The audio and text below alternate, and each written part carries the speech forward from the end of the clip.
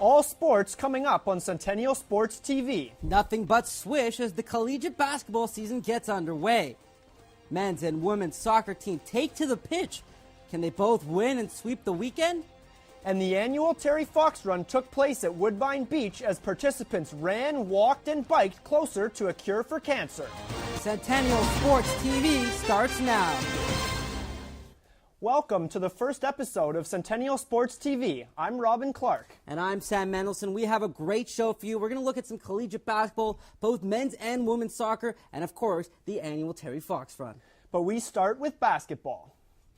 With the summer ending and fall sports season on the horizon, it's the official start of hoops season. Despite not beginning the season for nearly a month, our own Anson Henry found the team hard at work in the gym.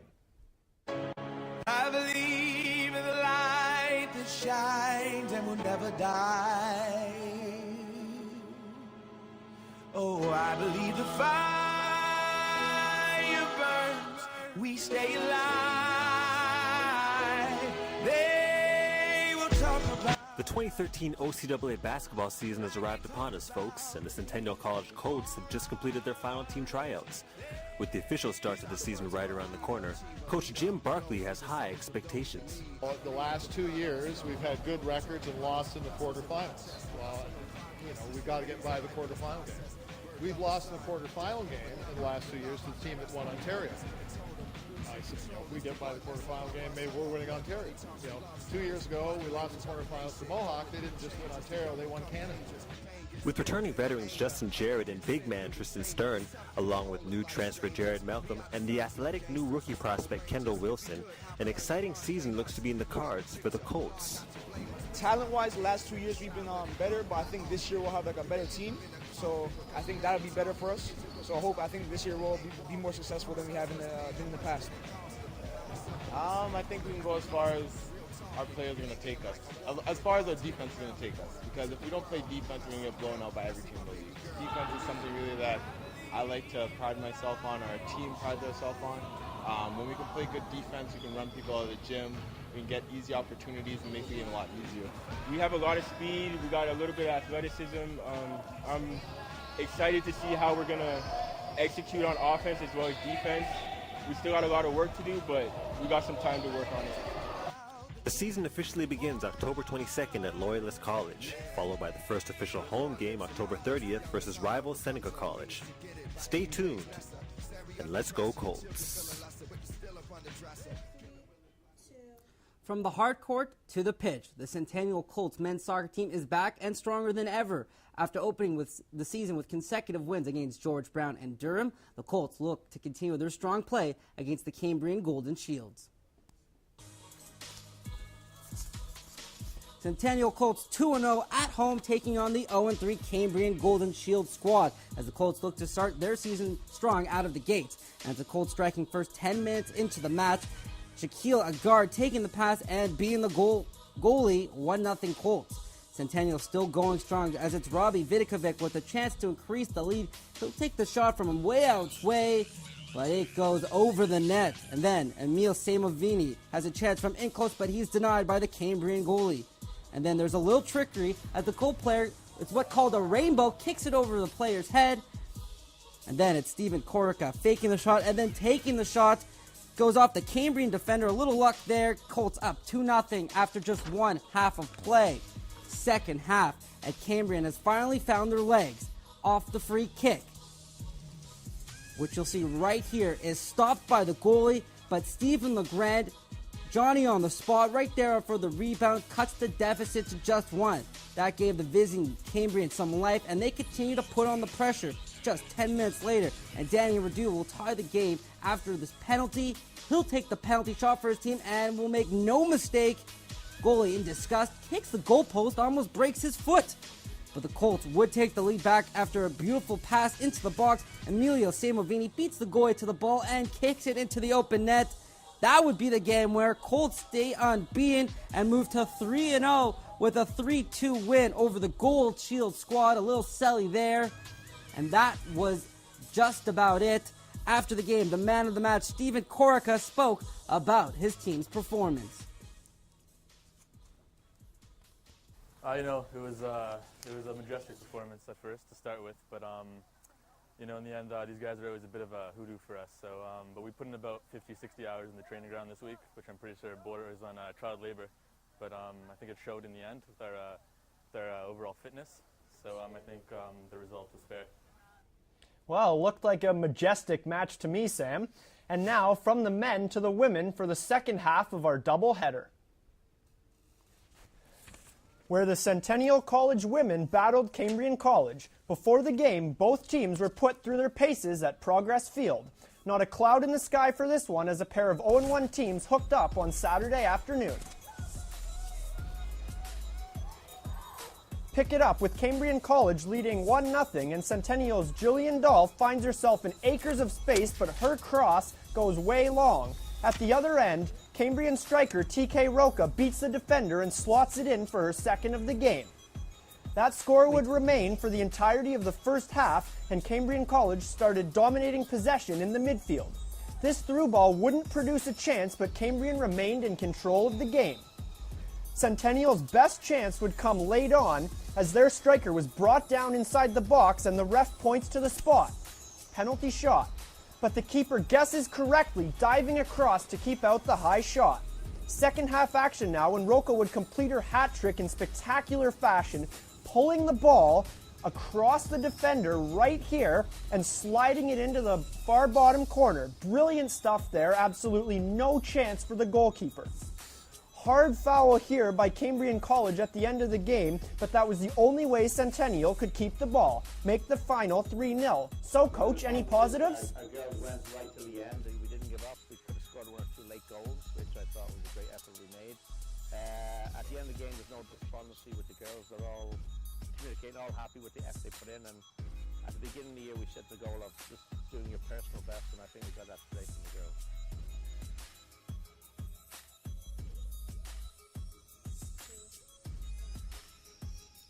With the youth football season right around the corner, one of East Toronto's most dynamic teams, the Monarch Park Collegiate, has shut down its program for the season. This is due to a lack of available support to coach and run the team. The program grew to notoriety, taking the Tier 2 championship in 2011. The school is one of the largest football fields in the city and held Friday Night Light games there the past 3 seasons. School officials hope to have the program back next season. One team that will be back to play is Danforth Tech. With the team entering its 5th season since a rejuvenation project, the program is finally in a good place. Here at Danforth Collegiate, the 2013 football season should have been spent celebrating 9 decades of Red Hawks football tradition. But in 1985, the storied football program was cut because of a lack of interest and involvement from the student body due to a strong demographic shift. 5 years ago, and with the assistance of the Toronto Argonauts, head football coach Ian McLeod in the physical education department finally brought the game back. Once again, valuable life lessons are being taught on the football field, and unlikely friendships are being formed. Football is probably a true simulation of life. They learned that, you can be down by 10, 15 points with 5, 10 minutes to go and pull out a win. I think it also helps them deal with loss, losing a game and learning from that loss and coming back. Last season, we moved up to Tier 2, which was a big move for our school. We had a winless season, but we probably had our best team in terms of team spirit and just collegiality. It brings out a very different group of students than we first anticipated. In the beginning, we thought it would just be, our students who were gifted athletically. But what we found over the years is it's bringing out a completely different type of student. They are very often academic students who have never played on a varsity team before. I think a lot of our students who would never really have had any contact with each other became friends, and hopefully those friendships will endure over the years. A lot of kids on this team I wouldn't have talked to otherwise, and now whenever I see them in the hallway, just give each other high fives and talk about our next football practice and how cool it's going to be.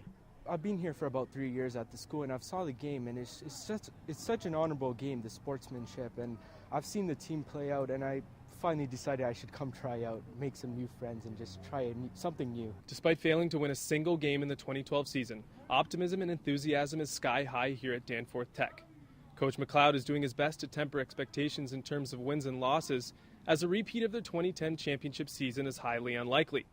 But it's clear when talking with players, they believe they can accomplish something special this season. For Centennial Sports TV, I'm Justin Cuthbert. After the break, kids take to the ice to learn how to skate. And it was a gorgeous day on the lakeshore for the 32nd annual Terry Fox Run. Stay tuned.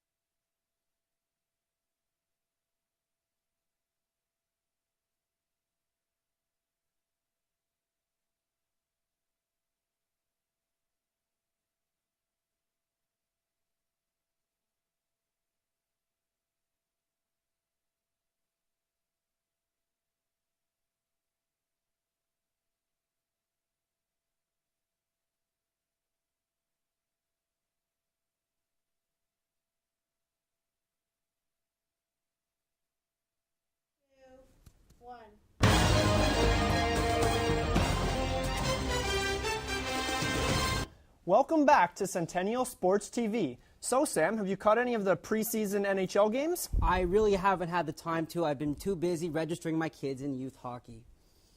And with youth hockey back in form, parents are spending a fortune on equipment. But fortunately for them, the Moss Park League is one of the few leagues that are free to join, and they supply equipment. We take a look at Ed Hunter, who's been involved 12 years with the Moss Park Hockey League and monitors around 200 young kids. I'm Ed Hunter. I'm the president of the Hockey League. I've been involved in this program for probably the last 12 years. I had my daughter go through it, my younger son go through the program, my nephew go through the program. We have approximately 200 kids in our program. We have a 10-bit program, which is for the younger kids. We have a morning league program, which consists of 6 teams, and an afternoon league, which consists of 6 teams. I mean, it's a learning experience. We got kids who shouldn't be here. They shouldn't be playing hockey. But they're here, we teach them. We have a great 10-bit program. Well, I've had 4 kids in Moss Park, or the hockey league here. The 3 have gone through it, and 1 is still in it, my 10-year-old. And, the kids have enjoyed it immensely. We wouldn't have gotten 4 kids through if they didn't. It's a good program, not just because it's free. I mean, I'm safe with any kid being down here, that once they get dropped off from the parking lot into our door. This is the first day that these guys have been back since April when they left. So, whatever equipment that we can provide for these kids, it goes on their back, sort of thing. We come by bike and I load the hockey equipment up in my cart along with my daughter. And sometimes when they get older, they drive their own bike and follow me along. Like I said, I mean, my parents, we didn't have a lot of money, so I didn't play minor hockey league at all. I mean, obviously I skated, and I play the game today, but money was a factor back then.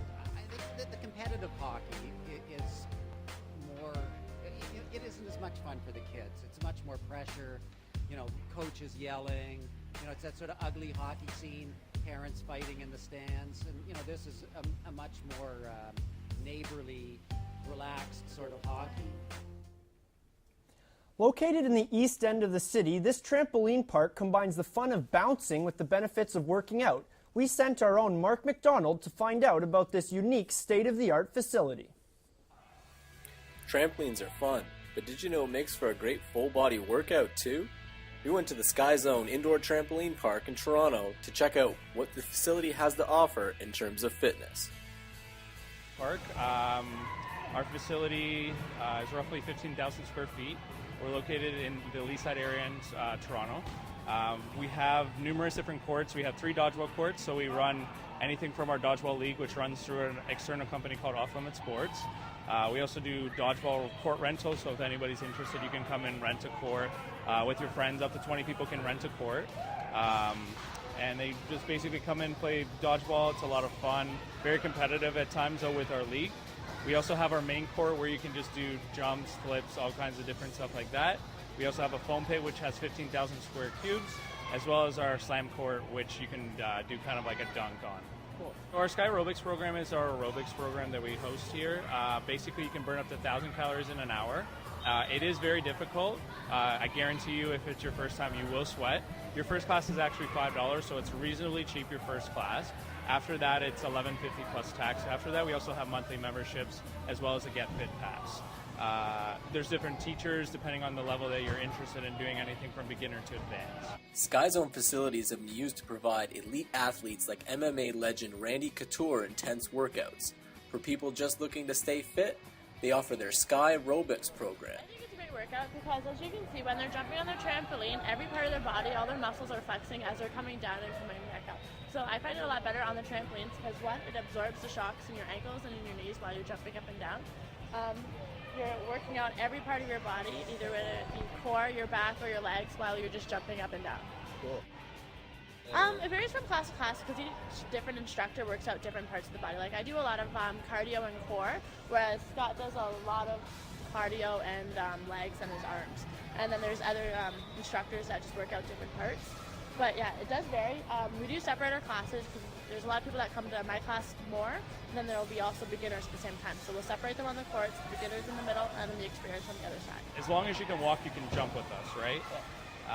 So it doesn't matter if you're kind of bigger or smaller. It just really depends on you, yourself, if you're interested in doing it. Thanks for that great report, Mark.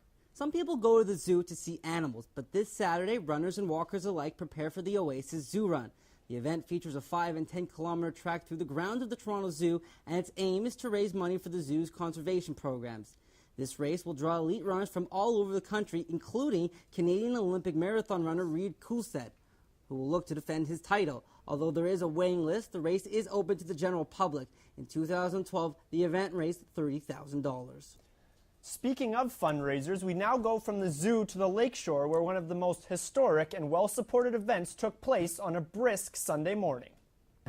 The Terry Fox Run is held annually to raise money for cancer research and to remember those affected. On April 12, 1980, at the age of 21, Fox embarked on his Marathon of Hope from St. John's, Newfoundland. He ran the equivalent of a marathon per day until he was forced to conclude his journey in Thunder Bay on September 1st after cancer spread to his lungs. The Terry Fox Run involves millions of participants from over 60 countries and is the largest one-day fundraiser for cancer research, having raised over $500 million since the first event 33 years ago. At Woodbine Beach on Sunday, September 15th, 700-plus participants and 80 volunteers participated in the 10-kilometer course along the boardwalk. The amount raised is expected to exceed $100,000 for the first time at Woodbine. Gerald Kerr helped organize the walk, run, wheel, or ride in the beaches for many years as part of the Lions Club. Kerr, who recently lost his thumb due to melanoma, no longer takes part in the event, but he was on hand to lend his support. In recent years, he has been impressed by the amount of money raised and the increased participation. Everybody knows that at least half a dozen people with cancer, and it's important to give back. It's encouraging to note now that there's a lot more teams running, whereas in the past it was just individuals. This is still a great event, and I try and come down and throw in a couple $100 and keep the ball rolling. Kay Sibbert has now taken part in the event for 27 years. Her motivation is clear and doesn't mince words when talking about the fourth leading natural cause of death.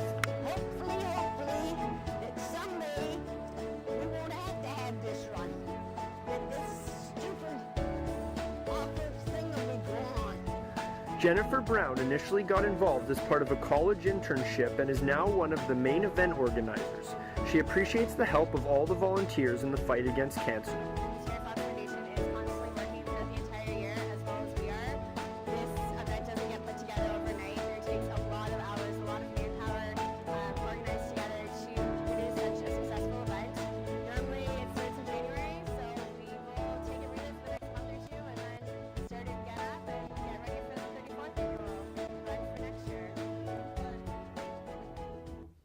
Sam, you have kids? That's news to me.